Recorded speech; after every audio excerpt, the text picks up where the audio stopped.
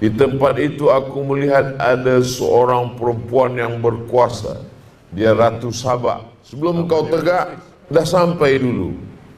Lalu kemudian Nabi Sulaiman bertanya lagi, siapa yang boleh lebih cepat daripada ini? Bisikan yang datang daripada malaikat disebut dengan ilham. Bisikan yang datang daripada syaitan disebut dengan waswasah. Maka dia lakukan sihir ini melalui rambut. Rupanya rambut Nabi yang gugur, dia ambil, dia ikat pada 11 simpul tali. Lalu kemudian setan ini mungkin dulu pernah berkawan dengan datuk nenek kita. Selepas mereka meninggal, dia datang ke ayah kita. Ayah kita meninggal, dia datang ke kita. Ujian yang diberikan Allah SWT. Ada yang diuji dengan kekuasaan, ada yang diuji dengan ilmu, ada yang diuji dengan populariti, ada yang diuji dengan harta.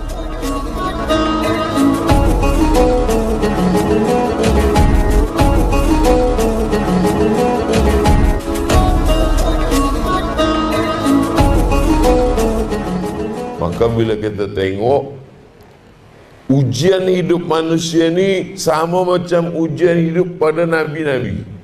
Jadi kita sesuaikan saja apa yang Allah bagi pada kita ni macam yang Allah bagi pada nabi-nabi.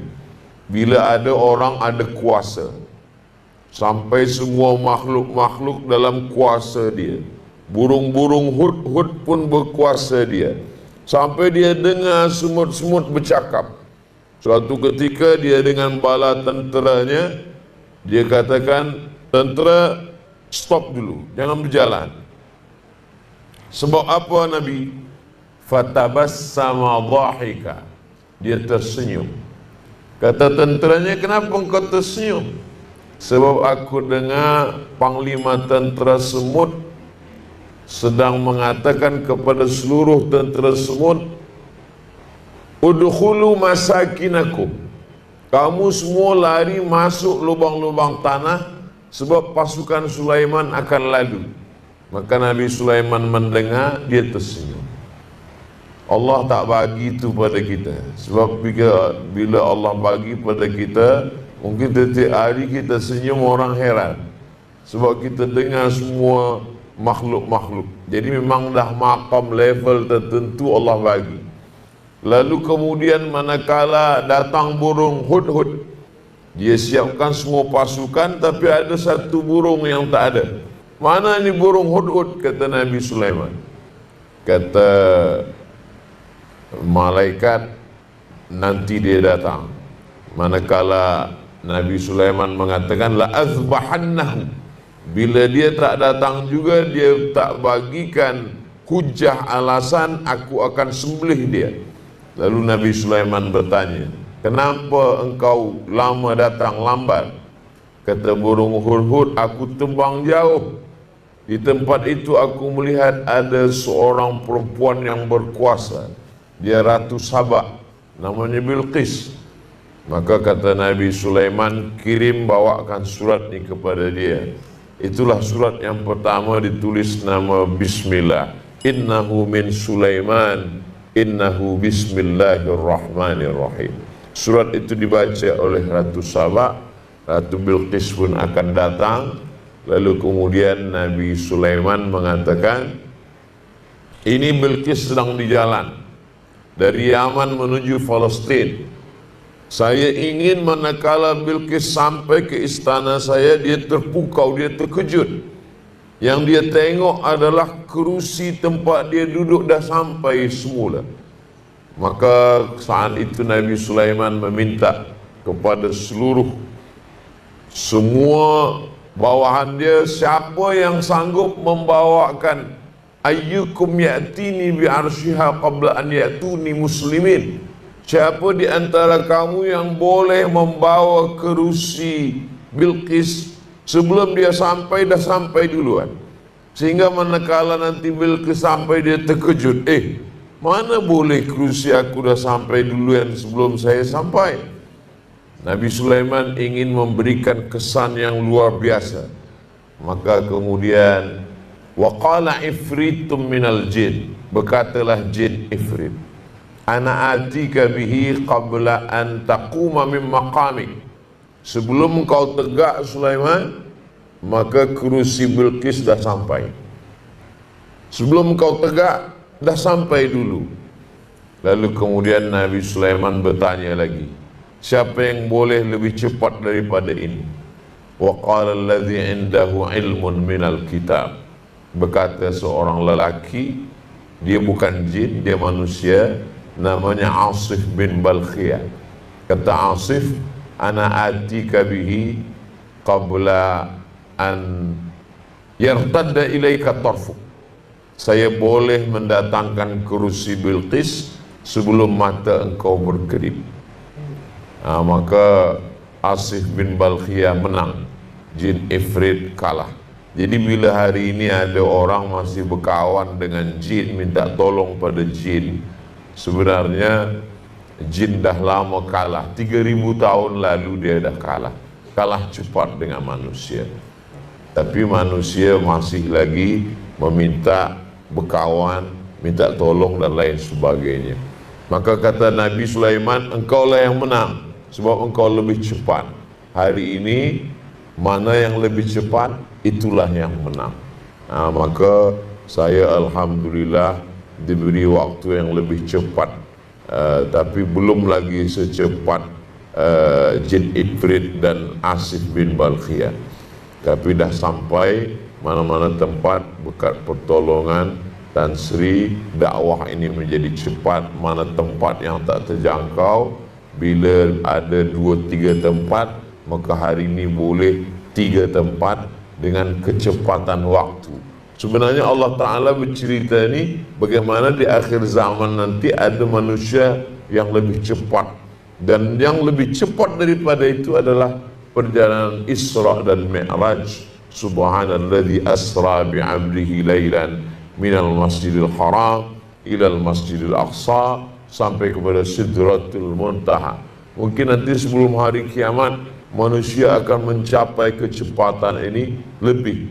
Saya masih ingat lagi mula sampai di Kahira tahun 1998, ambil gambar, lepas tu cetak gambar, print, lepas tu masukkan surat, kirim ke kampung, seminggu baru sampai.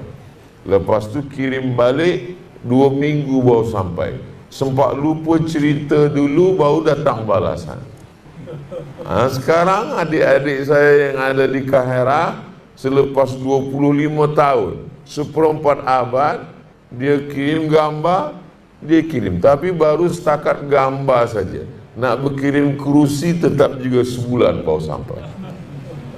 Maknanya manusia berputar, zaman berganti. Apa yang ada Allah ceritakan dalam Quran itu menjadi tantangan bagi manusia akhir zaman.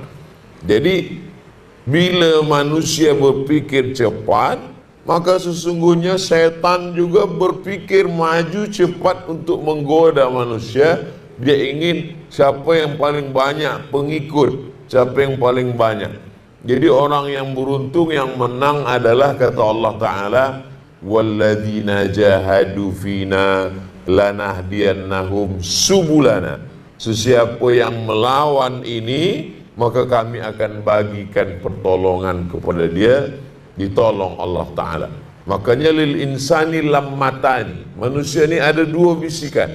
Bisikan yang datang daripada malaikat disebut dengan ilham. Bisikan yang datang daripada syaitan disebut dengan waswasah. Maka kita selalu minta kepada Allah supaya jangan sampai terkena waswasah. Pagi hari, awal subuh, petang hari, awal maghrib, awal malam, maghrib, awal siang, subuh. Maka lepas subuh kita baca biasa Qul a'udzu birabbin nas, malikin nas, ilahin nas, min syarril waswasil khannas, alladzi yuwaswisu fi sudurin nas, minal jinnati wan nas. Suatu ketika Nabi Muhammad SAW seakan-akan dia sudah melakukan sesuatu, tapi rupanya perbuatan itu belum dia lakukan.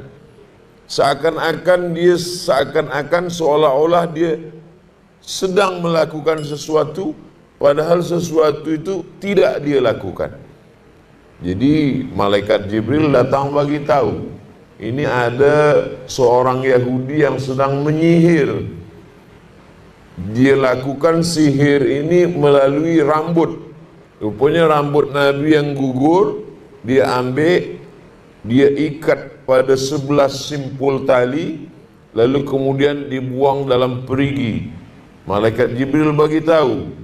Maka turunlah 11 ayat untuk membuka 11 simpul tali tersebut. Qul a'udzu birabbil falaq min syarri ma khalaq wa min syarri ghasiqin idza waqab wa min syarri naffatsati fil 'uqad wa min syarri hasidin idza hasad. Qul a'udzu birabbin nas malikin nas ilahin nas min syarril waswasil khannas alladzi yuwaswisu fi sudurin nas minal jinnati wan nas. 11 simpul tali terbuka sebab turun 11 ayat. Itulah maka kita baca awal hari lepas subuh, awal malam lepas maghrib, supaya bila ada syaitan jin mengganggu kita, dan semua bomoh-bomoh, dukun-dukun, dia berkawan dengan syaitan sebab meminta kepada syaitan. Syaitan ini mungkin dulu pernah berkawan dengan datuk nenek kita. Selepas mereka meninggal, dia datang ke ayah kita. Ayah kita meninggal, dia datang ke kita. Sebab umur kita pendek, umur dia panjang. Dia masih hidup lagi, dia ingin terus berkawan dan selalu berhubungan baik dengan orang-orang yang selepas.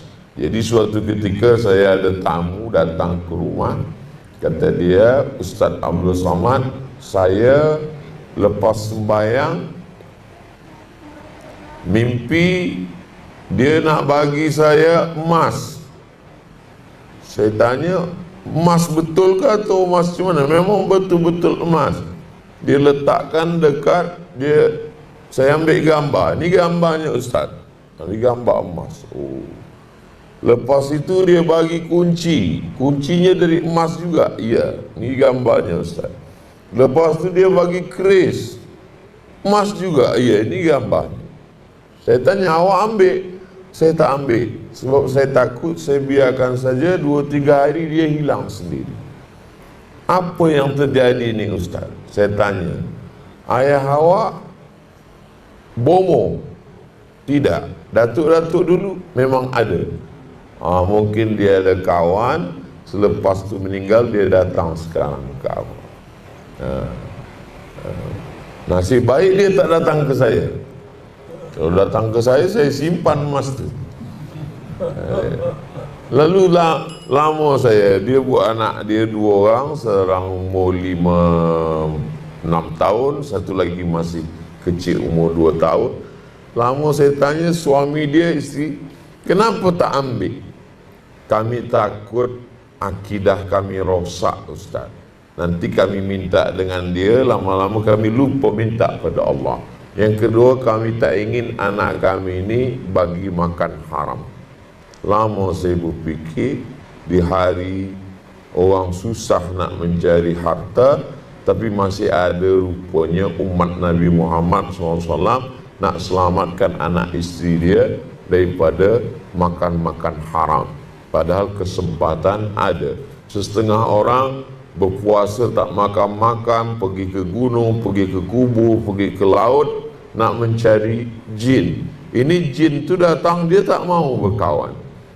Jadi sebenarnya itu juga ke dalam hati saya sebenarnya. Engkau Abdul Samad yang bagi tazkirah, mesti kita jaga diri kita dari jin. Kalau engkau yang dapat macam ni, belum tentu iman engkau sekuat dia.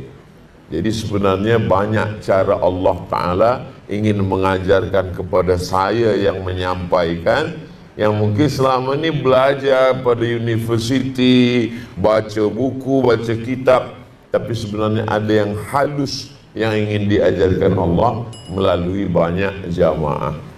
Kata pepatah, lain padang, lain belalang, lain lubuk, lain ikannya, lain orang, lain ujian yang dibagikan Allah. Setiap tempat saya jumpa manusia, macam-macam jumpa, macam-macam fikiran, macam-macam cerita, yang semuanya itu adalah bagian dari ujian yang diberikan Allah Subhanahu wa taala. Ada yang diuji dengan kekuasaan, ada yang diuji dengan ilmu, ada yang diuji dengan populariti, ada yang diuji dengan harta. Tapi setelah saya berkeliling, saya berjumpa, saya mengalami, tak ada manusia yang lepas daripada ujian.